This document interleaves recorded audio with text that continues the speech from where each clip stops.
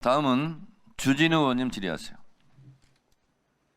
법원 행정처 차장님, 예. 저는 어제 대법원 결정이 있었는데 이렇게 바로 국회에서 현안 질의를 통해서 판결의 구체적인 내용을 얘기하고 법원을 압박하는 이 모습이 그 입법부가 사법부를 침탈하는 모습이자 상권 분립에 결코 바람직하지 않다라고 생각합니다. 그래서 재판 관련된 것은 제가 그냥 원칙론만 몇 가지 말씀드리겠습니다. 일단 이 사건은 이 시기가 어제 시기를 가지고 계속 선고 시기를 가지고 말씀하시는데 저는 이재명 후보의 자업자득이자 자승자박이라고 생각합니다. 일단 이 재판을 1심에서부터 2년 2개월을 끌어오는 과정에서 일반 국민들은 선택하기 어려운 위헌법률 심판 제청 신청이라든지 서류를 계속해서 받지 않는다든지 증인을 무더기 신청한다든지 이런 수법들이 동원이 됐고요. 그렇기 때문에 지금 어떻게 보면 1년에 끝났어야 될 재판이 길어지면서 그 비정상을 정상으로 돌리는 과정이라고 생각합니다. 법상 근거도 있거든요. 공직선거법상 이건 법 규정이니까 하나만 여쭤볼게요. 공직선거법에는 강행 규정이라고 표현이 되어 있고 633 원칙을 규정하면서 반드시 지켜야 한다라는 의무 규정처럼 규정 체계가 되어 있고 또 다른 사건에 우선하여 심리한다라는 표현이 있는데 맞습니까? 예, 맞습니다. 예. 저는 이 법 규정을 지키기 위해서 대법원이 원칙을 지킨 것이라고 생각하고 사실 법원 판결만 놓고 보면 1심하고 대법원의 의견이 완전히 같았는데 2심에서 유죄인 것을 무죄로 잘못 판단하면서 사실은 1심 유죄, 2심 유죄 대법원에서 어제 확정이 됐어야 맞는 사건이 이렇게 2심의 잘못된 판단이 개입되면서 결과적으로는 재판이 늘어지게 됐는데 그 또한 사법 체계 안에 있는 것이기 때문에 제가 더 구체적인 말씀을 안 드리겠습니다. 이 공직선거법 규정을 준수하기 위해서 법관들이라면 저는 다 그 법을 지키기 위해서 노력해 주실 것이라고 생각합니다. 두 번째로 이 이재명 후보가 지금 사과해야 되는 사안인데 이 사과는커녕 지금 어제 오히려 최상목 그 경제부총리에 대한 탄핵소추로 화답을 했어요. 저는 이것은 민생을 볼모로 잡고 또 국민을 이겨먹겠다는 오만한 모습이라고 생각합니다.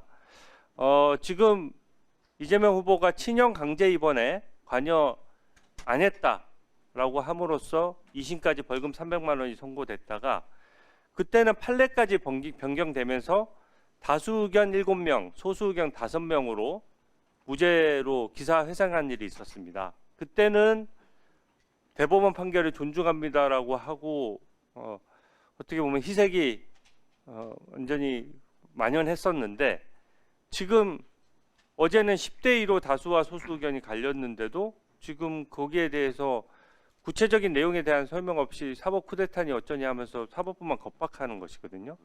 이게 지금 결국 어제 대법원에 확정된 판결 내용을 보면 백현동은 당시 백현동 의혹과 관련해서 국민 앞에서 거짓말을 했다는 것이고 또 그 사건을 막기 위해서 재판을 지연했던 것은 물론이고 방탄용으로 탄핵도 남발했었고 또 이제는 집권하면은 검찰을 공소청으로 바꾸겠다, 아예 수사권을 아예 없애겠다라고 해서 지금 보복을 또 얘기하고 있고 대법원도 겁박하고 있는 것이거든요. 저는 이 모습이 국민들께서 다 지켜보실 것이라고 생각합니다.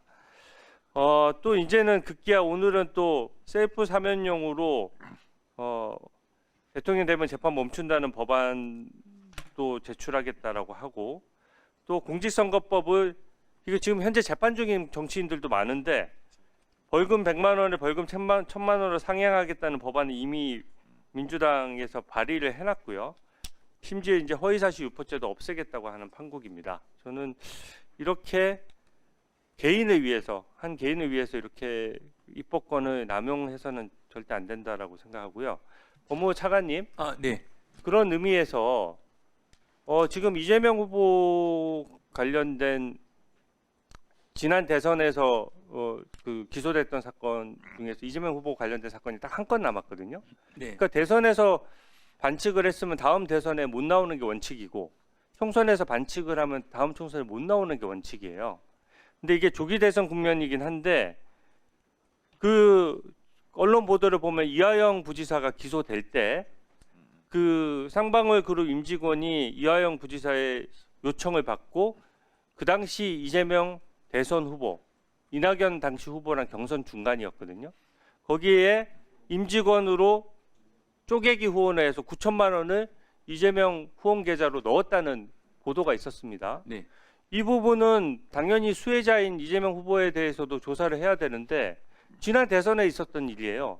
근데 지금 가시적인 수사가 전혀 이루어지지 않고 있고 두 번째 그 시기를 얘기하는 겁니다. 이게 지난 대선에 반칙했던 불법 자금 문제가 다음 대선까지도 아예 수사조차 이루어지지 않은 상태에서 시시비비를 가리지 않고 다음 대선이 일어난다? 저는 그 잘못됐다라고 생각하고요. 김용 그 민주연구원 부원장 사건도 마찬가지입니다. 물론 사건이 많은 건 제가 이해를 하는데 이것도 불법 대선 자금 6억 원을 대장동 업자로부터 받았어요. 받아서 사실심의 최종심인 2심에서 징역 5년을 선고받고 법정 구속돼 있는 상태입니다. 그러면 당연히 검찰 수사의 속성상 실질적인 수혜자이자 이득을 받던 이재명 당시 후보가 그 사실을 알았는지 완전히 최측근이잖아요. 그 부분에 대해서 의미 있는 수사를 진행해야 되는데 지금 언론 보도를 보면 최근 들어서 국민의 관심이 고조됐다라고 볼 수 있는 명태균 이슈라든지 이런 것들은 연일 소환 조사라든지 이런 보도가 나오고 있는데 이 사건은 지금 너무 지나치게 몇 년간 멈춰 있거든요. 이 부분에 대해서는 공정하게 대선 전에 가려야 된다라고 보는데 어떻게 생각하십니까? 네, 위원님께서 말씀하신 부분은 검찰에서 합리적으로 판단해서 결정할 것으로 생각하고 있습니다. 이상입니다. 제가 의원님들의 발언에 대해서는 가급적이면 사실관계 부분에만 제가 말씀을 드리는데 주진우 의원님 방금 발언 중에 입법부의 사법부 침탈이라는 발언은 적절해 보이지 않습니다. 자, 주진우 의원은 예상한 것마다 다 틀리더구만요. 5대3, 4대4 헌법재판 이거 틀리고 파기자판 주장했는데 그것도 틀리더군요. 자, 그래서 파기자판 이것을 주장하고 요구하는 것이 그러면 사법부 침탈입니까? 각자 주장을 할 수 있는 거지만 이건 같은 입법부에서 일원으로서 사법부에 침탈한다는 표현은 적절해 보이지 않아요. 지금 헌법은 국회 해산권을 없애고 국정감사를 부활시켰어요.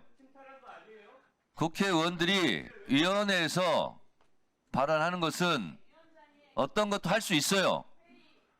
주진우 의원이 파기자판이라는 말로 사법부에 압력을 넣는 것에 대해서 할 수 있어요. 민주당도 사법부의 어제 판결에 대해서 이런저런 주장을 할 수 있는 거예요. 근데 그것을 입법부의 사법부에 대한 침탈이다 이런 표현은 적절하지 않다. 곽규택 의원